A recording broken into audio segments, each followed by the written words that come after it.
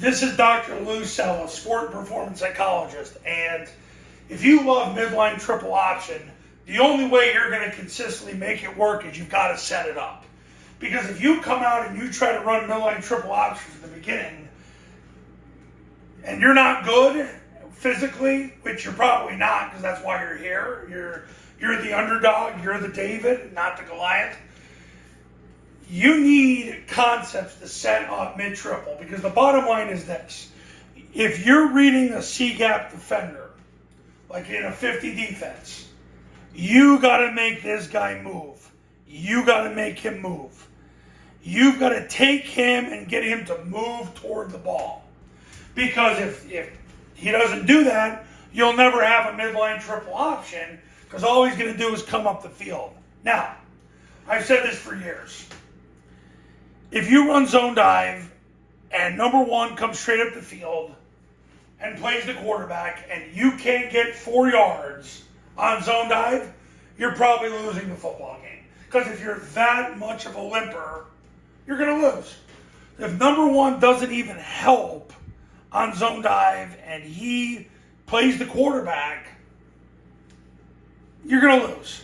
Because you literally got a triple team on the linebacker and you can't get yards. Come on. Plus, then you got the mic over the top. I mean, you might have a quadruple team on the mic.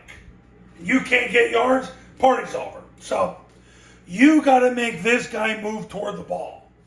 That's what the zone dive does. That's when I saw Army start this in 2017, I said they better keep doing that, because that solves a lot of problems. Because you want number one to move toward the ball. You don't have a triple option if number one's taking the quarterback, because if you hand the ball off, all you're going to do is run dive, dive, dive, punt. Unless you're that good physically, then you can overcome it. But look, if you're here, it's because you're David and not Goliath. So, the trap, the one good thing about the trap is the trap solves that problem right off the bat, because if number one wants to play the quarterback, and you trap him and you run up inside. So if the read is a C-gap defender, you trap him, you run up inside, it solves a lot of problems. You need these two concepts to get mid-triple to go.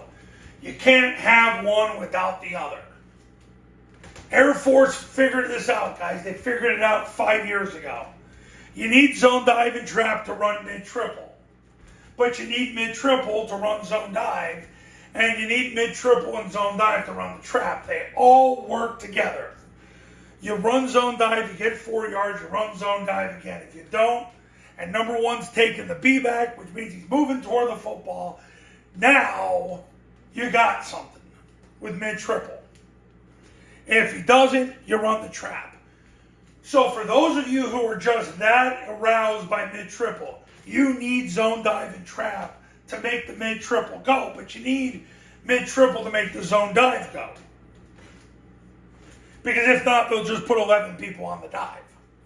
The trap solves the problem of if they overplay mid-triple and they do not want to let you hand the ball off, now you have an answer to run the trap.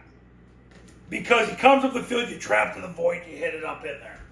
That's why the trap was run.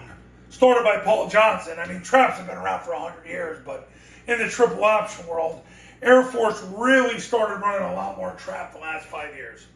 Mid-triple, look, if the read is a C-gap defender, so anytime you get an odd front, or a front where there is no B-gap defender to read, the guard's uncovered, there's no 4-eye, now you got to basically read a C-gap defender. You got to make a move toward the ball. One thing about running it against a 50 defense is you have to veer the tackle outside against a scrape exchange against a 50, so that could get him a different reaction. But the point of this is you need zone dive and trap to make mid-triple go. Because you need number one moving toward the ball. You need him to be focused on moving toward the center. Because if he does that, you're going to see mid-triple open up, because you can establish the quarterback and the second phase of mid-triple.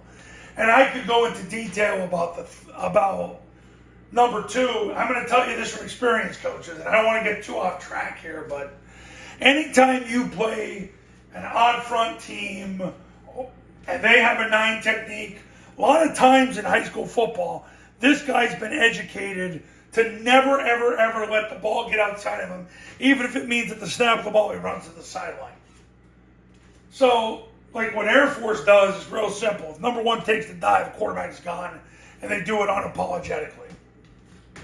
The point of the video is this. You need zone dive and trap to make mid-triple go. Air Force figured it out. To run a better midline triple option, you need to run this and that because you got to make the C-gap defender move toward the ball.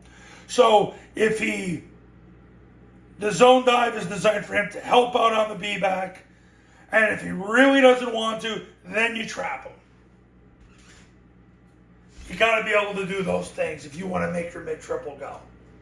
So for those of you who love mid-triple so much, you're going to need zone dive to make this guy move toward the ball so you can establish the quarterback on mid-triple. And if he really doesn't want to and he comes up the field, you trap him and take advantage of the void he creates. So that's the point of the video. You need this and this to get to that. Coaches, if you want to win big in 2024, pick up the phone and give me a call. My number's on the thumbnail of this video, so is my website. The Triple Option Football Academy and Triple Option Football Academy camps will show you how. Go to tripleoptionfootball.com/testimonials, where you can see all the success stories that have come from the camps in the academy. I'll see you later.